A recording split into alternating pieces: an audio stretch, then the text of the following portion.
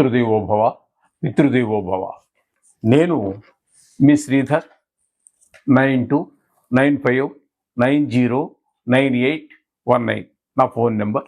Okay, ఇప్పుడు August నెల ఫలితాలు మేషరాశి నుండి మీనరాశి వారి వరకు అంటే 12 రాశుల యొక్క ఫలితాలు ఆగస్టు 1 నుండి ఆగస్టు 15 వరకు. అంటే దీన్ని ఇంగ్లీష్లో ఫోర్త్ నైట్ అంటారు, మన తెలుగులో పక్ష ఫలితాలు. అంటే పక్షం అంటే ఒక భాగం, ఒక సగ భాగం అనుకోండి.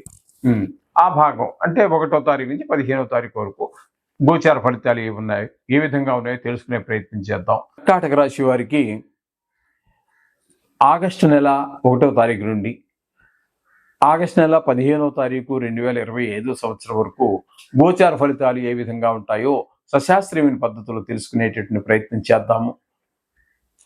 ఇక్కడ జన్మంలోనే రవి యొక్క సంచారము, బుధుని యొక్క సంచారము జరుగుతున్నదండి.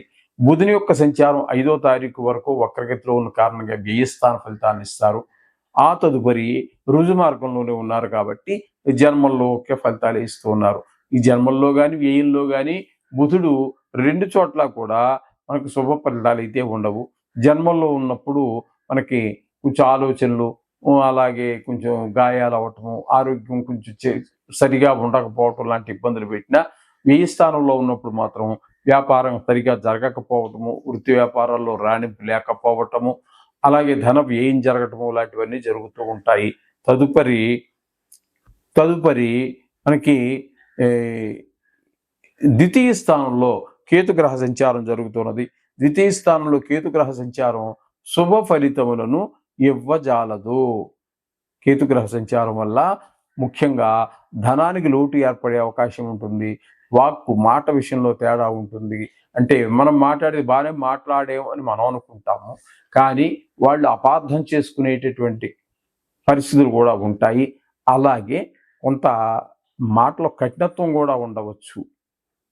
ఈ విధమైనటువంటి ఫలితాలన్నీ ఉంటాయి. అలాగే కుటుంబంలో కూడా ఆనందకరమైనటువంటి పరిస్థితులు ఏమీ గోచరించవు. ద్వితీయ స్థానంలో కేతుగ్రహ సంచారం. ఇకపోతే తృతీయ స్థానంలో కుజుని యొక్క సంచారము అనుకూలమైన ఫలితాలనే ఇస్తాడు. మనం ఏదైనా ప్రారంభిస్తే ఇంట్లో సోదరులందరూ కూడా మన సహకారం అందిస్తారు. అలాగే సాహసకృత్యాలు ఏమైనా చేసేటువంటి అవకాశం ఉంటుంది. అలాగే సేవకులు, మనకు పైవారు అందరూ కూడా మనకు సహకారం అందించేటువంటి పరిస్థితి ఉంటుంది. మనస వాచ కర్మణ కూడా మనకి అన్ని విధాలుగా మంచి ఫలితాలన్నీ ఇచ్చేటువంటి ప్రయత్నం మనకి గోచరిస్తూ ఉన్నది తృతీయ స్థాన కుజుని యొక్క సంచారం వలన. అలాగే అష్టమ స్థానంలో రాహుగ్రహ సంచారం జరుగుతోంది ఈ 15 రోజులు. తదుపరి మనకి ఇక్కడ శని యొక్క సంచారం భాగ్యస్థానంలో ఉన్నప్పటికీ 8వ స్థాన ఫలితాన్ని ఇస్తున్నారు. కాబట్టి 8వ స్థానంలో 2 పాపగ్రహాలు ఉండటం వల్ల మరింత జాగ్రత్త తీసుకోవాల్సిన పరిస్థితి. ఏ విషయాల్లో అన్నట్టయితే, ఇంట్లో పెద్దవారు ఎవరైనా ఉన్నట్టయితే వారి యొక్క ఆయుర్దాయ విషయంలో కొంచెం చేసుకోండి. అలాగే అనారోగ్యవంతులు ఎవరైనా ఉన్నట్టయితే వాళ్ళకి ఆయువు మీద కొంచెం గట్టి ఒత్తిడి పడేటటువంటి అవకాశం ఉంటుంది. తద్వారా కొన్ని సందర్భాల్లో కొన్ని గృహాలు, ఎందుకంటే ఇది రాశిగతమైన ఫలితాలు చెప్పుకుంటున్నాం మనము.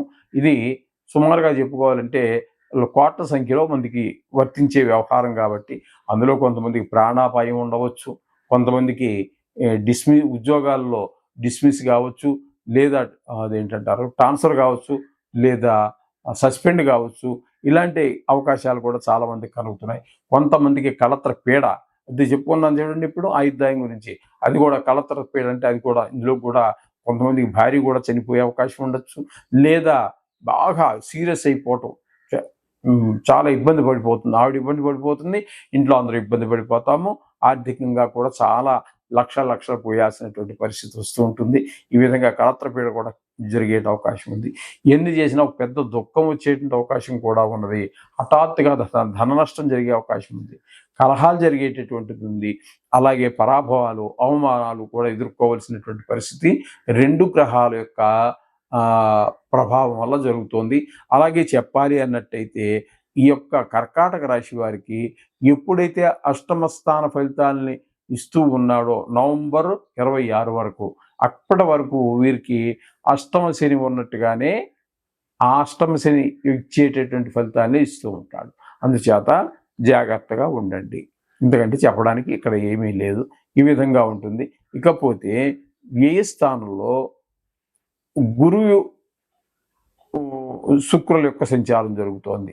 ఇక్కడ గురువు వ్యయ స్థానంలో ఉండి వక్రించిన కారణంగా ఆయన మళ్ళీ ఏకాదశి స్థాన ఫలితాలు లేదు, వక్రం కాదండి, సారీ క్షమించాలి, వక్రం కాదు.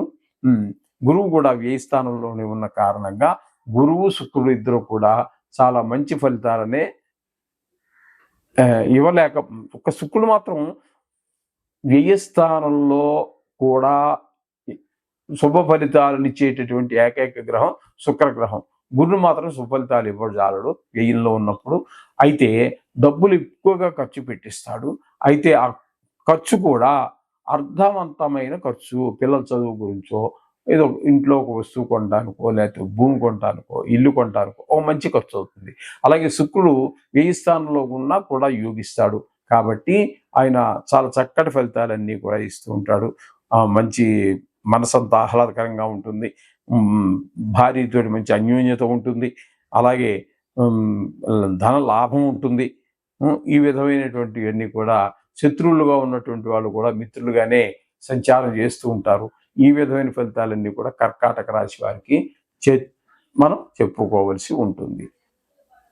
అంటే అయితే కొన్ని గ్రహాల ప్రతికూలత ఉండనే ఉంటుంది. కాబట్టి నవగ్రహాలు రోజు మనం వెళ్ళి నవగ్రహాల చుట్టూ దర్శనం చేసుకుని తిరుక్కుని 9 ప్రదర్శనాలు చేసి దర్శనం చేసుకోండి. చాలా శుభాలు జరుగుతాయి. శుభం భూయా.